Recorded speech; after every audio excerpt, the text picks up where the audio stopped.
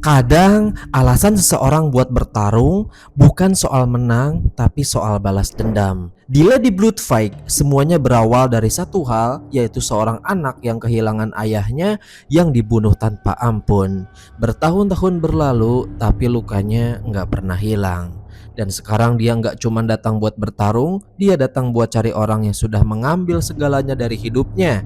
Rating dari gua pribadi, film ini punya 8/10 lah. Dengan pace yang nggak terlalu lelet dan visualnya pun benar-benar ajib sih. Oke, tanpa berlama-lama lagi, mendingan kita langsung aja yuk ke filmnya. Suatu malam di sebuah coffee shop sederhana, seorang pelayan bernama Jen terlihat sibuk melayani para pelanggan. Namun karena wajahnya yang cantik dan tubuhnya yang menarik, dia kerap dilecehkan oleh para buaya gurun yang ngopi di sana. Sehingga suatu waktu Jen yang sudah muak pun langsung melakukan perlawanan balik dengan menghajar pria yang mencoba meraba dirinya. What's your problem? Little pocket. Jen sebenarnya ingin mempertahankan pekerjaan ini mengingat 19 juta lapangan pekerjaan hanyalah omon-omon belaka. Tapi karena tidak mau terus direndahkan oleh para begundal, dia pun akhirnya membrutal sampai dirinya dipecat dari pekerjaan tersebut. Sorry folks, meals on the house. Come on, get him out of here. Ternyata pria yang dipukuli Jen itu tidak bisa menerima rasa malunya, sehingga dia bersama dengan gengnya menunggu Jen di area parkir untuk melakukan penyerangan. Namun Jen bukanlah orang yang mudah diperlakukan seenaknya. Dia berdiri dan menendang bagian kanyut pria tersebut dengan tajongan kuda. Lalu melanjutkan untuk memukul siapa saja dari geng itu yang berani mendekat. Keberanian Jen bukanlah tanpa alasan. Sejak kecil, dia berlatih seni bela diri bersama dengan ayahnya. Lebih dari 10 tahun yang lalu, si ayah yang merupakan seorang petarung pernah datang ke Hong Kong untuk mengikuti sebuah kompetisi. Namun, sejak saat itu dia menghilang tanpa jejak. Di dalam hatinya, Jen selalu menyimpan kekhawatiran tentang hilangnya si ayah. Kini ketika dia telah tumbuh dewasa dan menjadi lebih tangguh, dia memutuskan untuk mengemas barang-barangnya dan berangkat ke negara Hong Kong dengan niat menyelidiki alasan mengapa ayahnya bisa menghilang.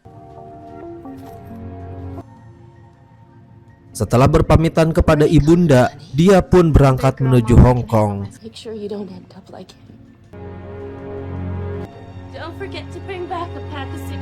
Namun sebagai seorang pendatang baru di kota asing itu, Jen sama sekali tidak menyadari bahwa bahaya yang menantinya.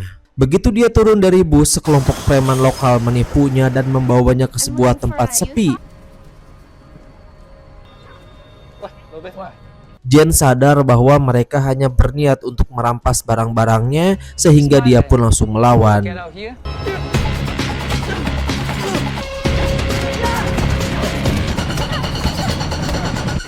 Dia berhasil memukul mundur beberapa orang, namun jumlah lawan terlalu banyak dan dia tidak mampu menghadapi semuanya sendirian. Pada saat itulah seorang wanita melihat ketidakadilan yang terjadi di jalan dan turun tangan membantu Jen.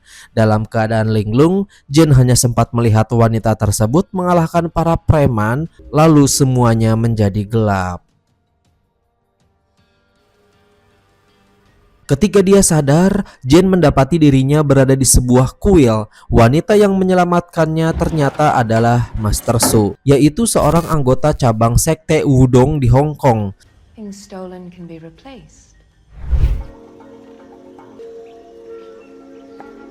Selama masa pemulihannya, Jen tekun bekerja di kuil, menjaga kebersihan tanpa pernah mengeluh, bahkan menyelamatkan seekor burung mati. Semua itu diperhatikan oleh Master Su.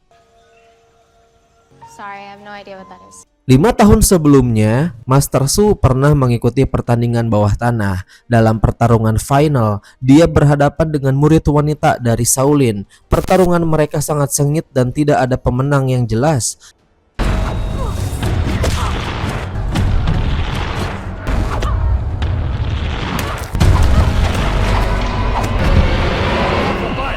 Namun karena lawannya tidak mampu membagi hadiah secara adil sesuai keputusan panitia, maka diputuskan bahwa masing-masing dari mereka harus mencari murid perempuan untuk mewakili mereka dalam kompetisi berikutnya guna menentukan siapa yang sebenarnya yang lebih unggul. Very well. So, Kini ketika kompetisi tinggal 3 bulan lagi, Jen muncul secara kebetulan di tempat tersebut. Tujuan Jen memang untuk mengikuti kompetisi, namun dengan kemampuan bertarungnya saat itu, jelas dia bukanlah murid yang diharapkan oleh Su, yang menantinya hanyalah kematian. Mendengar hal itu, Jen berniat untuk pergi, tetapi Su kemudian memutuskan untuk mengikuti takdir. Dia berkata, jika Jen bisa menyelamatkan seekor burung kecil yang sekarat, maka dia akan menjadi muridnya dan diikut sertakan dalam kompetisi. Dengan keterampilan bela dirinya, Su melakukan gerakan wudong yang rumit, memasukkan energi ke tubuh burung itu. Dalam pandangan terkejut, Jen, burung kecil tersebut hidup kembali dan terbang pergi.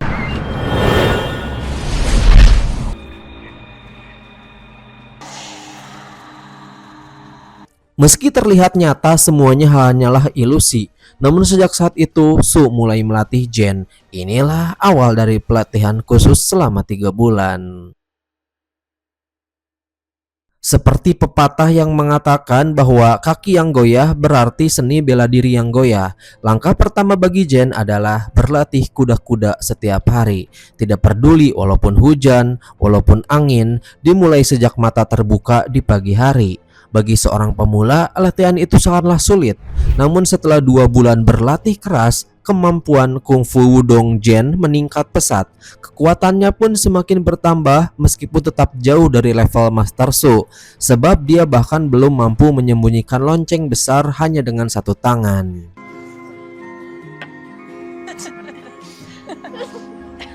can and can. The woman who Sementara itu, di sekolah seni bela diri Shaolin muncul seorang gadis misterius. Dia masuk ke ruangan latihan dengan arogan dan menantang 10 orang sekaligus. Salah satu murid wanita tinggi bertubuh besar mencoba untuk melawannya, namun langsung kewalahan menghadapi kekuatan luar biasa dari gadis tersebut.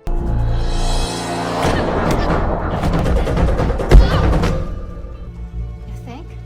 Saat itulah pihak Shaolin menyadari bahwa gadis misterius itu sangat cocok menjadi murid pengganti mereka. Gadis ini bernama Ling, adalah seorang pengembara. Dia ditawari tempat tinggal, makanan, dan pelatihan selama 3 bulan, bahkan pendekar berpengalaman pun tidak akan mampu mengalahkannya. There are things with a value beyond money. Setelah dilatih, Ling pun menerima tawaran tersebut dan 3 bulan berlalu dengan cepat. You could have got a good price for the sword. Risk of war. Going to the streets? As my closed-door disciple. Kompetisi bawah tanah yang diadakan setiap 5 tahun sekalipun akhirnya dimulai. Para kontestan adalah petarung wanita terpilih dari berbagai belahan dunia. Semuanya merupakan karakter yang paling kejam.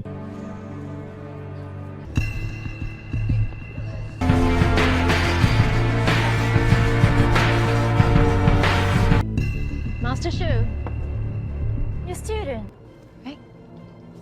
Setelah menandatangani surat pernyataan kematian, pertandingan resmi pun dimulai. In your chosen martial arts, follow the ancient practice of martial art, or be broken. And we're now committed to honoring you. Lawan pertama Jen adalah seorang petarung taekwondo. Tidak diragukan lagi, kemampuan tendangan lawan itu sangatlah hebat. Di bawah serangan tendangan beruntun, Jen sempat goyah sehingga memberikan celah lawannya untuk melepaskan pukulan keras bagaikan meriam listrik. Namun Jen menarik napas dalam-dalam, menenangkan diri dan mulai mengendalikan ritme serangan lawan. Sebenarnya kemampuan Jen jauh lebih baik. Hanya saja sebagai pertandingan pertama dia masih kaku. Begitu dia menguasai keadaan, Jen berhasil menendang lawannya keluar dari arena dan memenangkan pertandingan. The winner Observe. Di sisi lain, seorang petarung wanita bertubuh kekar naik ke panggung. Ototnya begitu besar sehingga terlihat lebih maskulin daripada pria. Namun lawannya hanyalah gadis berpenampilan kalem. Tidak disangka dengan satu pukulan saja gadis kalem itu pun mampu menjatuhkan lawan besar tersebut.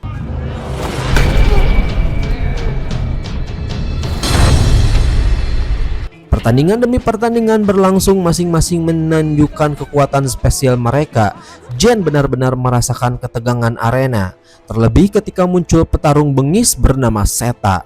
Bahkan ketika lawannya sudah tergeletak, dia tetap menghajar tanpa henti, menendang kepala lawannya sampai terluka parah.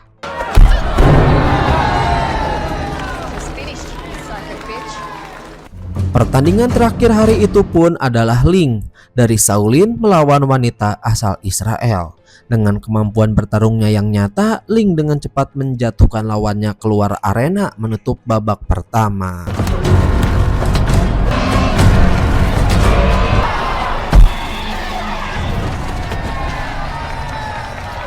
Para pemenang mendapatkan waktu beristirahat, namun Jen tidak berdiam diri. Dia mencari preman yang sebelumnya mencari dompetnya.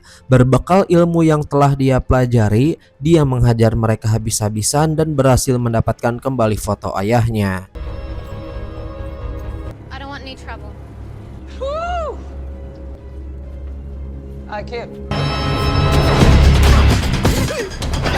Namun aksinya itu disaksikan oleh Master Su.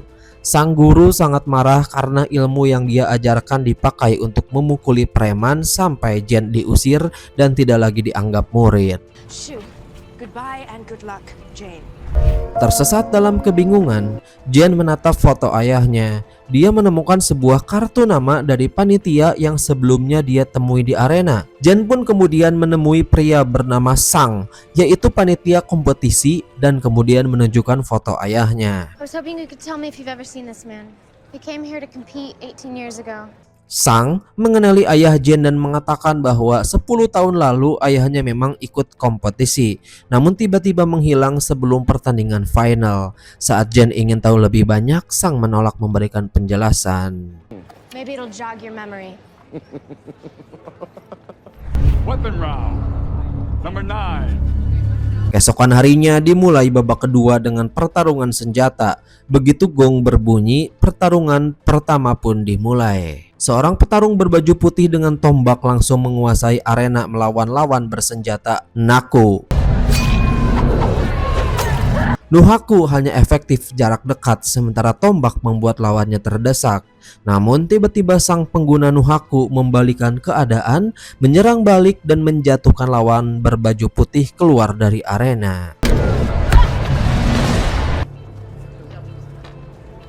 Lalu giliran Jen bertanding melawan lawan bersenjata pedang besar. Dia memilih pedang sejenis. Pertarungan berlangsung sengit.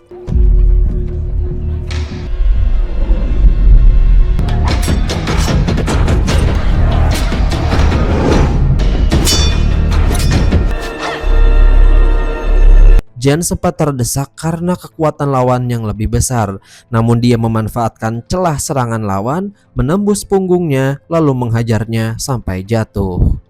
Saat lawan masih linglung, Jen menendangnya sampai pingsan dan akhirnya dia pun menang. Pertarungan berikutnya adalah Seta melawan Cassidy, yaitu sahabat baru Jen. Seta dengan arogan membuang pedangnya. Dengan satu pukulan saja dia mematahkan lengan Cassidy lalu menghajarnya habis-habisan.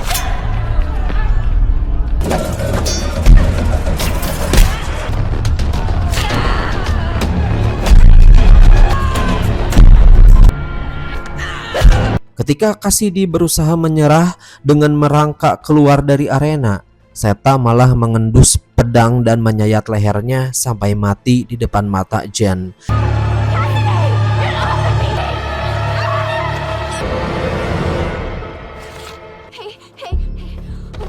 Sahabat satu-satunya itu pun tewas tragis, membuat Jen hancur dan sangat terpukul.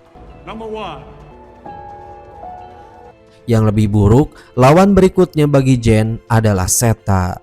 Meski ketakutan, Jen berusaha untuk menenangkan diri. Ling di saat bersamaan juga bertarung sengit di semifinal dan berhasil kemudian menang. Kini giliran Jen menghadapi Seta. Dengan mata penuh tekad, Jen berusaha tenang menghadapi serangan brutal lawannya. Ready?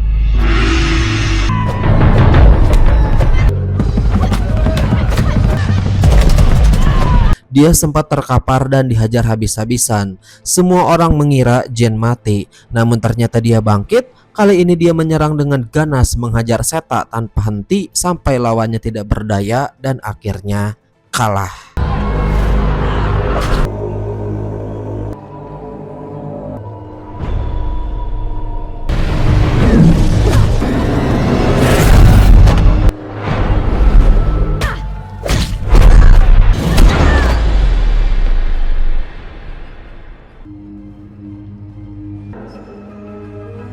Saat kembali ke ruang tunggu, Sang kemudian muncul dan mengungkapkan bahwa 10 tahun lalu ayah Jen juga lolos ke final, namun dihabisi olehnya demi memenangkan taruhan. Kini dia berniat ingin mengulanginya lagi kepada Jen, tetapi melihat Jen terluka lemah, dia pun menunda niatnya. Son of a bitch. Jen yang terluka parah mendatangi Master Su memohon agar disembuhkan supaya bisa membalaskan dendam atas kematian si ayah. Awalnya Su menolak, namun kemudian dia teringat kata-kata lama dan foto peninggalan ayah Jen yang bertuliskan bahwa yang paling dibutuhkan iblis adalah membuat orang baik berpaling. Su kemudian sadar bahwa kali ini dia tidak boleh membiarkan Sang menang. Dia pun menyembuhkan Jen semalaman dan esok harinya mendampinginya sebagai pelatih di final.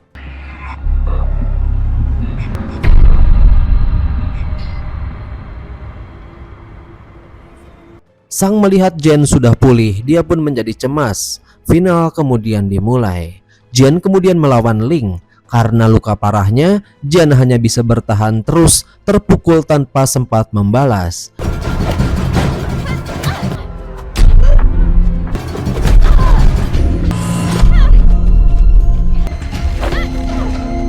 Semua orang mengira dia akan kalah sehingga dia melihat bayangan ayahnya memberikan semangat. Jen kemudian bangkit, melupakan rasa sakit dan melancarkan serangan balasan sampai pada akhirnya tendangan terakhir menghempaskan Ling ke air.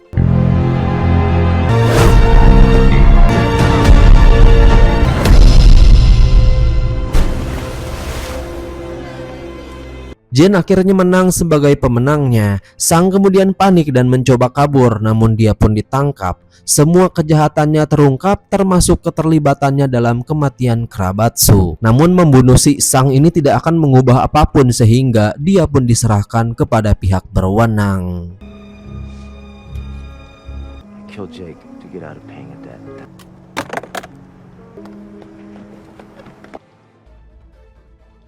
Pertikaian panjang antara Wudong dan Shaolin pun akhirnya berakhir, di mana kedua sekte kembali terhubung, merekrut lebih banyak murid untuk berlatih bersama. Dan dengan begitu, film ini pun tamat.